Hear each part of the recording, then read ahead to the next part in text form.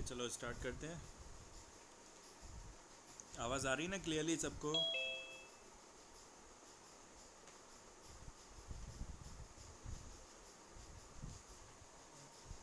Yes, sir. Okay, in the reign of kings of Vijayanagar, Sanskrit literature continued to develop. However, this was an important period of growth of Telugu literature. Raja Krishna Dev Rai, the great king of Vijayanagar, was also a Telugu and Sanskrit writer. He wrote the Amukta Malyad. ठीक है, in the reigns of kings of Vijayanagar, मतलब reign का मतलब होता है राज में। तो विजयनगर के राजाओं का जब राज्य था, इंडिया में उनका राज चलता था, तब संस्कृत और तेलुगु लिटरेचर बहुत ज़्यादा डेवलप हुआ था। वहाँ के जो बड़े राजा थे, राजा कृष्ण देव राय, वो खुद एक तेलुगु और संस्कृत राइटर हुआ करते थे। As in art and architecture, the Mughal period also saw a great development in literature.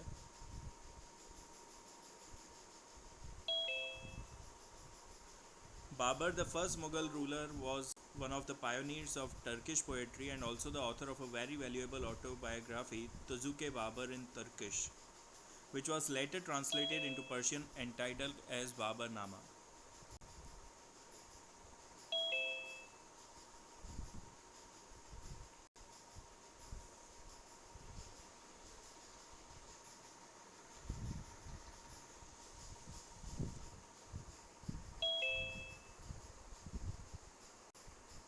कौन है इतना लेट लेट आ रहे हैं सब?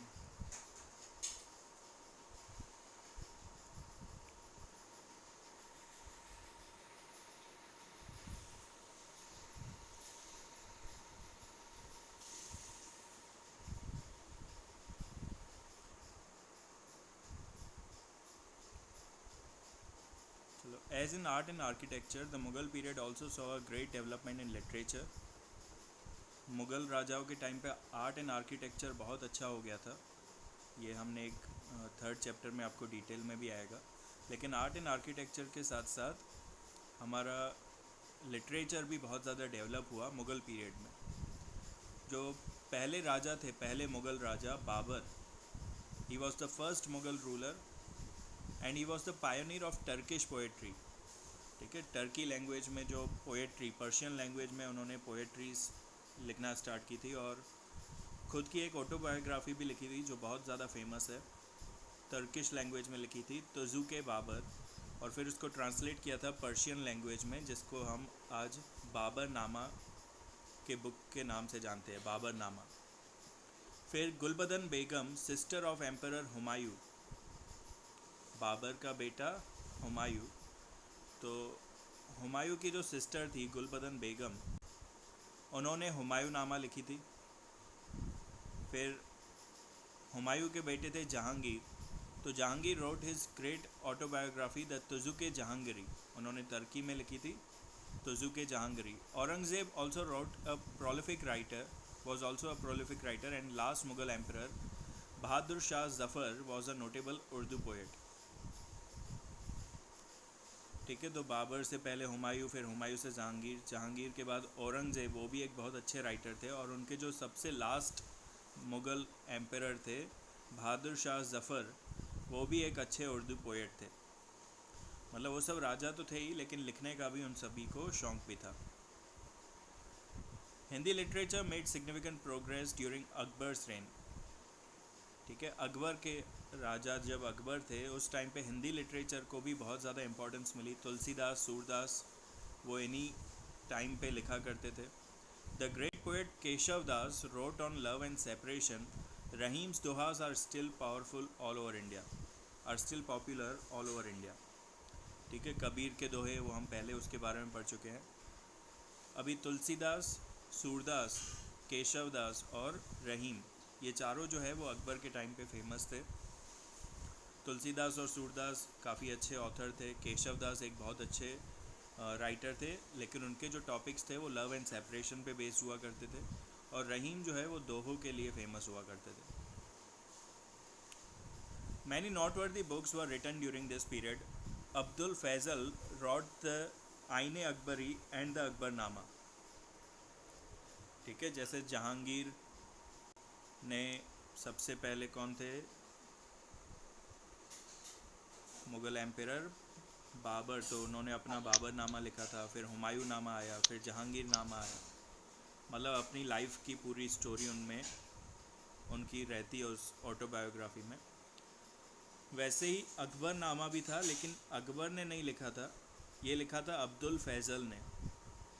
आईने Akbari, which is also known as Akbarnama, it gives details of Indian customs, manners, religion, philosophy, economic condition and almost every aspect of life। कि अकबर जब राज़ा हुआ करते थे तब हमारे इंडिया में क्या क्या रीति रिवाज चला करते थे, कौन सा रिलीजन ज़्यादा था, फ़िलासफ़ी हमारी सोच कैसी थी, हमारी इकोनॉमिक कंडीशन कैसी थी, लाइफ का लगभग हर एक एस्पेक्ट अकबर के टाइम पे वो उसमें लिखा हुआ है। और जिस तरीके से वो पूरा डिस्क्रिप्शन दिया हुआ है, हिस्टोरिकल पॉइंट ऑफ व्यू से देखें तो वो एक बहुत अच्छी बुक मानी जाती है।